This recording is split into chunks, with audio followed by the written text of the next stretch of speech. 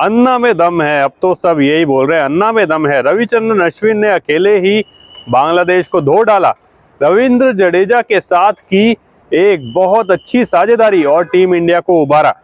अब रविचंद्रन अश्विन की press conference हुई मैच के बाद। जब पहले दिन का मैच खत्म हुआ, अश्विन ने बहुत ही शानदार शतक लगाया।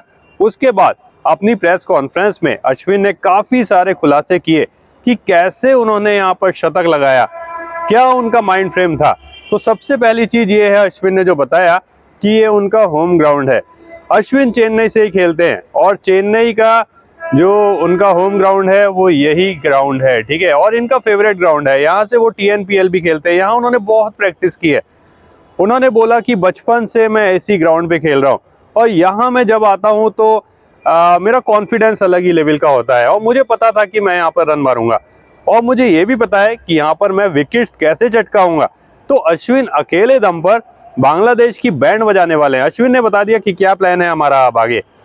उन्होंने बोला कि अभी नेक्स्ट डे हम लोग चाहेंगे कि हमारा स्कोर 400 सवा 400 एटलीस्ट पहुंचे, उसके बाद हम बांग्लादेश को धोने के लिए तैयार हैं। तो अश्विन ने बता दिया है कि उनका फेवरेट ग्राउंड जहां पर वो बचपन से खेले हैं, उस ग्राउंड का उनका कोई सानी नहीं है। बांग्लादेश के बॉलर्स उनका क्या बिगाड़ पाते, क्योंकि अश्विन ने जैसी धाकड़ बैटिंग की है, ऐसा लग रहा था कि ODI T20 में वो बैटिंग कर रहे हैं। 100 के स्ट्राइक रेट के आसपास से उन्होंने बैटिंग की है और बॉलिंग कैसे करनी है, यहाँ पर कैसे बांग्लादेश को धूल चटानी है, इसका भी पूरा प्लान टीम इंडिया ने कर रखा है। और अब तो टीम इंडिया ऑलरेडी इस मैच में आगे हो गई है, क्योंकि अभी तक जैसा पहले और सेकंड स्पेल रहा, ठीक है, 2 सेशन जो रहे वो पूरी तरह से बांग्लादेश के नाम रहे। इंडिया के धाकड़ बल्लेबाज एक के बाद एक पवेलियन लौट गए, ठीक है। और रोहित शर्मा, शुभमन गिल और विराट कोहली ये तो जल्दी जल्दी लौट गए। एक टाइम से 35 रन पे 3 विकेट इंडिया के हो गए थे। उसके बाद यशस्वी जायसवाल ने पारी को संभाला और ऋषभ पंत ने भी उनके साथ अच्छी साझेदारी की, लेकिन उसके बाद फिर 3 विकेट जल्दी जल्दी गिर गए, ठीक है। KL राहुल का विकेट भी जल्दी गिर गया, 144 पे 6 हो गए थे। ऐसा लग नहीं रहा था कि इंडिया 300 रन बना लेगी, ऐसा लग रहा था कि 200 के आसपास में इंडिया ऑल आउट हो जाएगी, क्योंकि 144 पे 6 विकेट गिर गए थे और 200 भी बनना थोड़ा सा मुश्किल लग रहा था।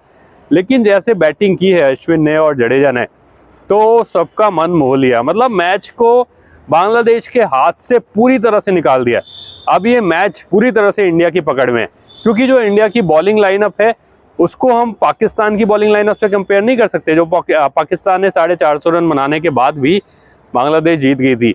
भाई यहाँ पर वर्ल्ड क्लास प्लेयर्स हैं। पाकिस्तान के पास पहली बात कोई स्पिनर भी नहीं था, यहाँ पर अश्विन है, जडेजा है।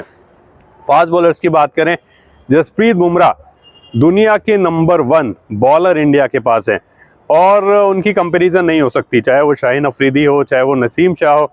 तो जसप्रीत बुमराह, मोहम्मद सिराज, और आपको पता है दोस्तों मोहम्मद सिराज का भी जब दिन होता है अकेले 6-6 विकेट निकाल लेते हैं वो।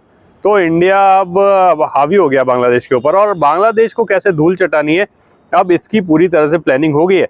सुबह आकर थोड़ा सा स्टार्टिंग में आराम से खेलेंगे और चाहेंगे कि 400 के आसपास रन इंडिया के बन जाए। वैसे भी अभी तक जितने रन बन गए हैं वो भी काफ़ी हैं, बांग्लादेश को धूल चटाने के लिए वो रन काफ़ी हैं। बांग्लादेश की बस की नहीं है इतने रन भी बनाना इंडिया की बॉलिंग लाइनअप के सामने। और चेन्नई में पता है कैसे कि देखो ये जो पिच है ना, स्टार्टिंग से स्पिनर्स की मददगार रहती है, लेकिन इस टाइम जो पिच है वो बनाई है थोड़ी सी रेड सॉइल, ठीक है, जहाँ पर फास्ट बॉलर्स को हेल्प मिली। इसी वजह से बांग्लादेश के जो बॉलर्स हैं उनको हेल्प मिल गई, वो टॉस जीत गए, उनका लक अच्छा रहा, क्योंकि यहाँ पर फास्ट बॉलर्स को इनिशियल हेल्प थी। थोड़ी सी फोकस कंडीशन भी हुई थी क्योंकि बारिश पड़ी थी एक दिन पहले रात को, उस वजह से बांग्लादेश को हेल्प मिली। बांग्लादेश के बॉलर्स छा गए और इंडिया के जल्दी जल्दी से विकेट निकाल लिए। लेकिन आउट ऑफ सिलेबस आ गए रविचंद्रन अश्विन, रविंद्र जडेजा, इनके लिए तो कोई प्रैक्टिस ही नहीं की थी बांग्लादेश ने। उन्होंने प्लानिंग कर रखी थी विराट कोहली के अगेंस्ट, रोहित शर्मा के अगेंस्ट, शुभमन गिल के अगेंस्ट, KL राहुल के अगेंस्ट, ऋषभ पंत के अगेंस्ट, और वो प्लानिंग इनकी सक्सेस भी रही। उन सबको उन्होंने जल्दी जल्दी पवेलियन भेज दिया, लेकिन उन्हें पता ही नहीं था कि यार अश्विन जडेजा आके हमारा बैंड बजा देंगे इनके अगेंस्ट, तो कोई प्लानिंग ही नहीं की थी बांग्लादेश ने।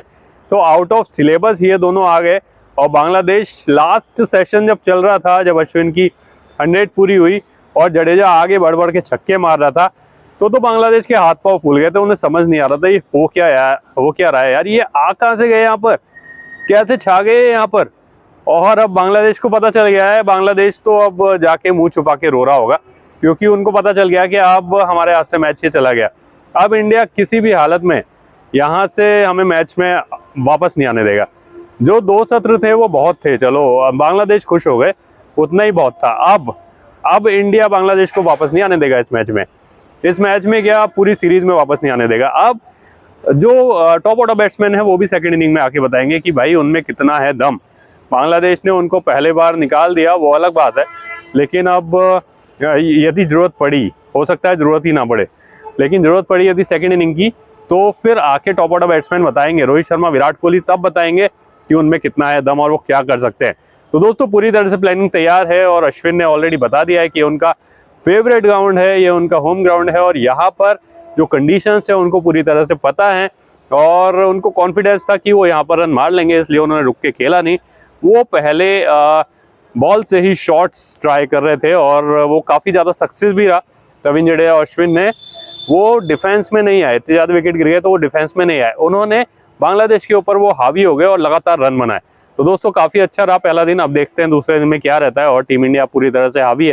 तो पल पल की खबर आपको इस चैनल पर मिलती रहेगी। तो दोस्तों प्लीज़ चैनल को सब्सक्राइब कर लेना और वीडियो अच्छी लगे तो वीडियो को लाइक कर लेना।